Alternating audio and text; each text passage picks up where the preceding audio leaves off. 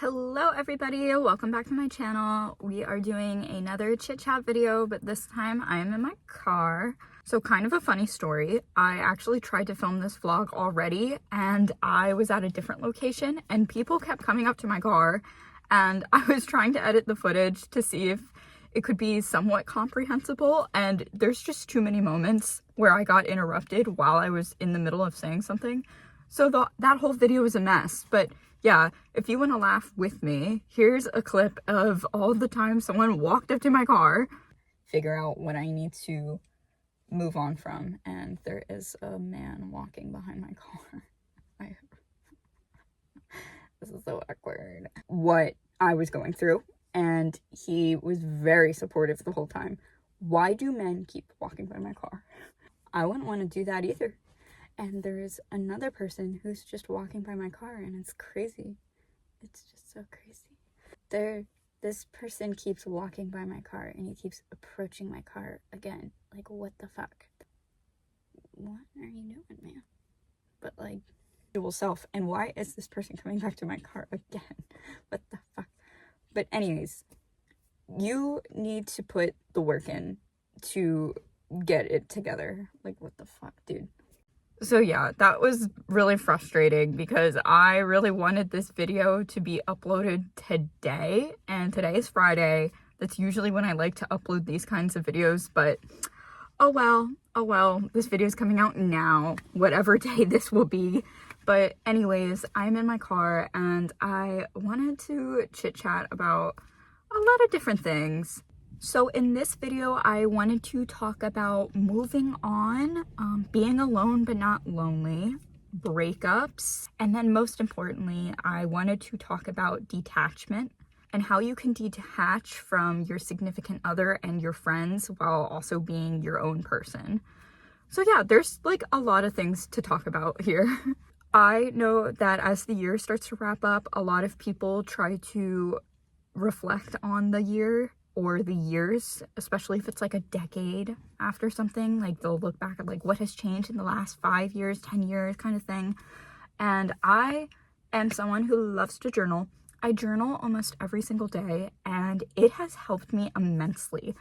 I started actively journaling every single day about 2 years ago when I was in a pretty bad relationship, and it was my way to escape what was going on.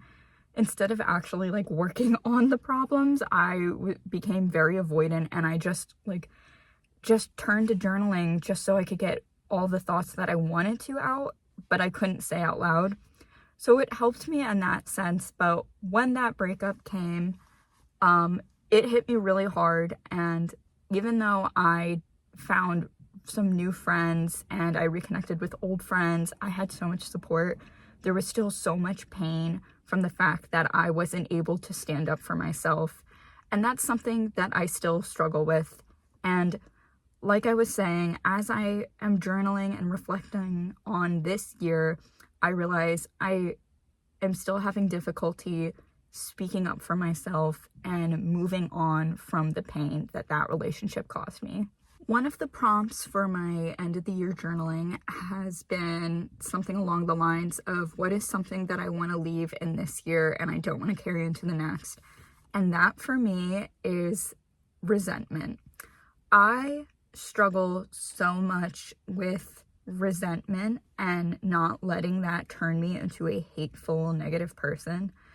I find that the way that I move on from people is if I either have someone new to put all my love and effort into, or if I find a way to really hate the person that I was with before.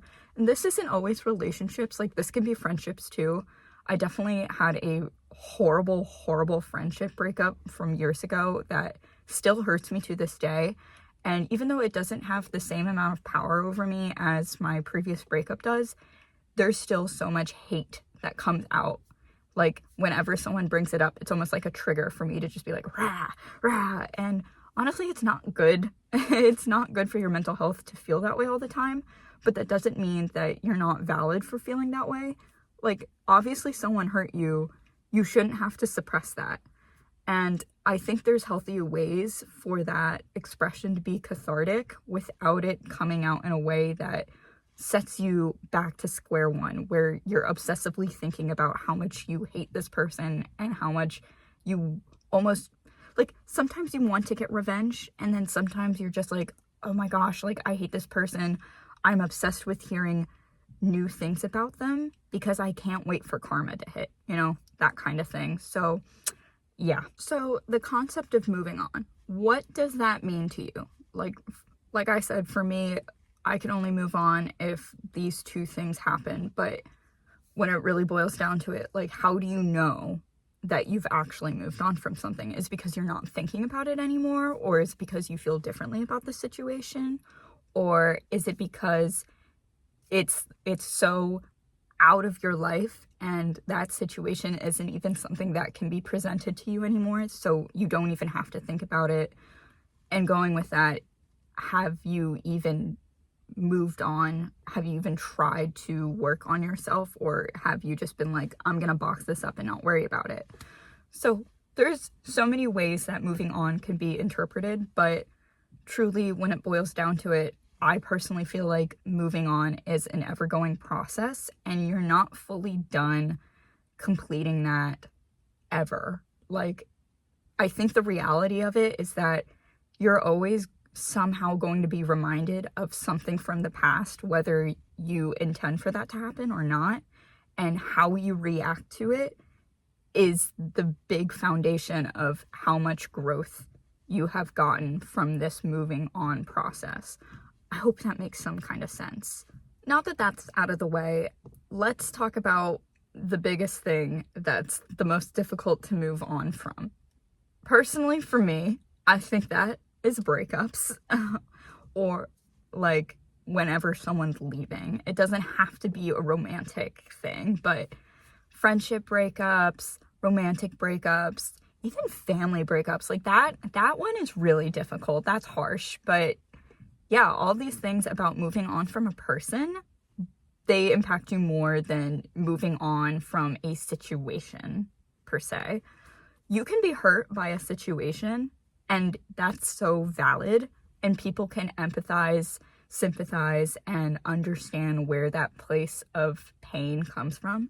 But when you're consistently talking about a person and it shows that this person still has leverage over your mind and how you think, you haven't really moved on from the people that are inside of this situation. Like, for example, I was dating a guy in high school, and he really didn't want to put a label on our relationship, and that was like weird in itself. And I was kind of being a clown, where I was like, sure, that's okay, like, girl, what? And then someone who I consider to be my best friend,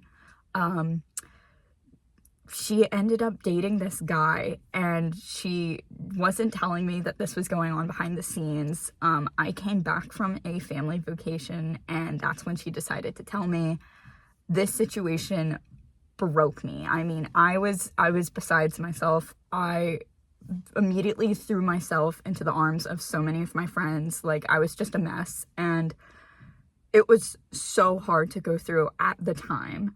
But looking back on the situation, I'm like, you know what? I don't even care that I ended up with that boy, you know? Like, I really don't care about him.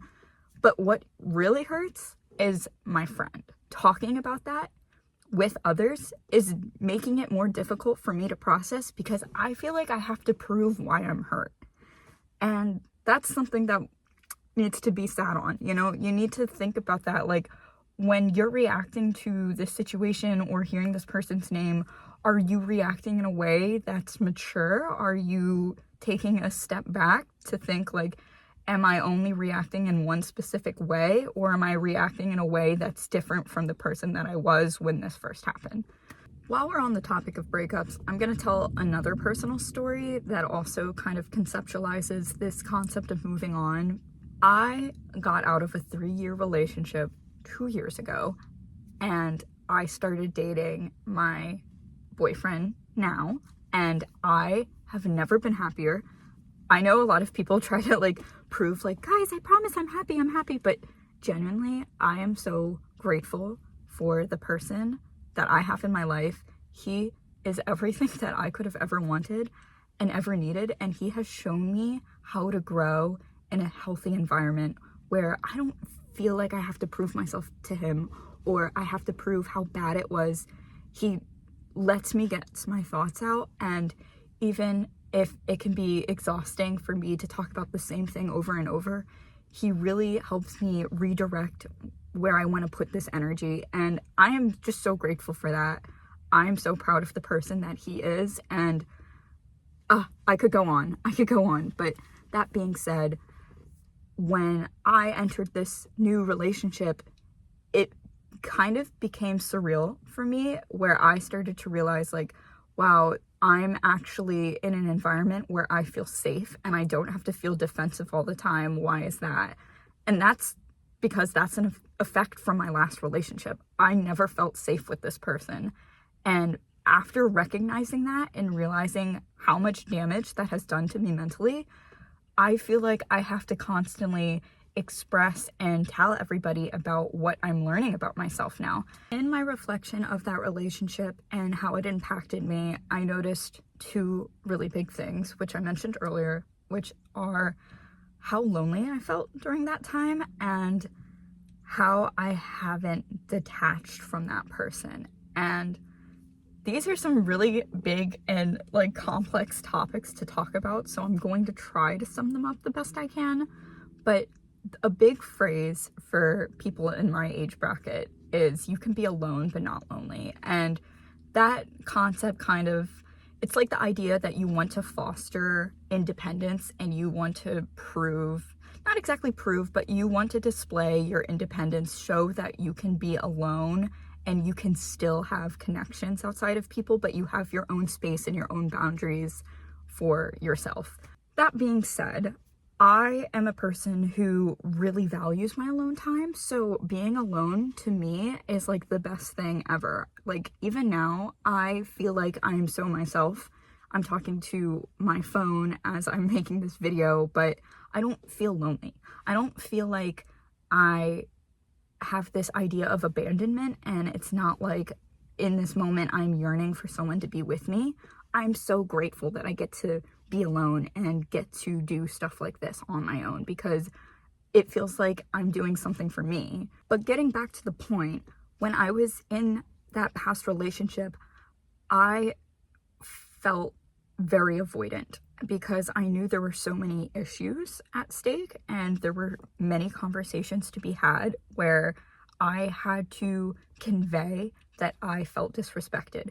But because I feared abandonment, I didn't tackle those issues. I avoided them, and in itself, that made me avoid this person. Me avoiding him didn't impact him, and that was something that was so odd to me, because that started to make me feel like, oh, this relationship isn't worth it to him like it is to me, and that hurt so much. So instead of talking to him about it, like saying like and addressing the issue, like, hey, why do we feel the need to avoid each other?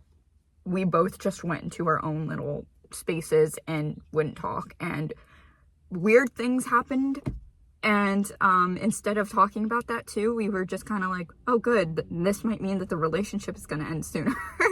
And it was so weird because when that breakup happened, I was sad about it the first day. I was like, oh my God, I can't believe that happened. I was scared. I was like, now I don't have this one big person in my life to tell everything to. Like, I feel like I just lost a part of myself. But a few days later, I was like, wait a minute, I'm so happy. I don't have to be stuck in this cycle of torture anymore. Like, life is so great. And then after that, I ended up with the love of my life, and I know how to express myself when I need my alone time, and when there's a problem, I'm not afraid to vocalize this issue because I know it can be communicated and worked through because there's trust, and I know that even if there's conflict, I'm not going to be left abandoned after it. Feeling abandoned is one of the worst feelings someone can experience. Like, it just makes you feel like you're a shell of yourself, and it gets you paranoid, it gets you anxious, it makes you feel like you have to do so much work and effort into showing that like people hurt you, and you get this cynical view of the world, and it's not good for mental health. But obviously at the same time, that's the impact of mental health. So last week I sat back, and while I was doing my end of the year reflections, I was reminded of that past relationship and how I've moved on from it, and it inspired me to go find prompts related to breakups, because in my mind I was like, you know, what if I can work through this by like reimagining it as if it just happened, and I'm like detaching from that again. And that's when it hit me, oh, the reason why this still affects me is because I haven't fully detached from this person. Detachment is difficult, especially when you don't know where to start. I mean, like I said, this was like a 3-year relationship, so having to like do the work to be like, okay, that person that I was during that time is no longer me anymore. That's like a mind fuck. Like, you're like, what do you mean I'm not that same person? But at the same time, you have to remember that that person that you're still attaching yourself to, that's not the same person anymore either. Something that prevented me from detaching was the fact that I was mostly able to work through the resentment part and tell myself like, okay, like I'm not gonna let my reactions have that power over me. And I learned how to control my reactions, how to self-soothe myself in a way that helped me express how I felt without overdoing it, if that makes any sense. But what I could not get out of my mind was that, okay, I've learned to stop hating this person. Now it just feels like I lost a friend. Reimagining the breakup as I just lost a friend in the breakup was the worst thing I could have done to myself, because now it had me feeling sad all over again, and that wasn't good either. So I had to learn when to step away from that and put that away and say, you know what, this isn't good for me. But that process is going to look different for everybody, and you can't expect everybody to have that same kind of aha moment. That comes with self-work, and that can only come from yourself. You have to know what your limits are, and you have to have some kind of self-awareness, and most importantly, accountability. That is something that I really struggle with too. And without getting too deep into it, because I think this is just a whole nother video of its own if I start talking about it, but taking accountability after an argument or after you've done something that you need to apologize for, taking genuine accountability is very difficult for somebody like me.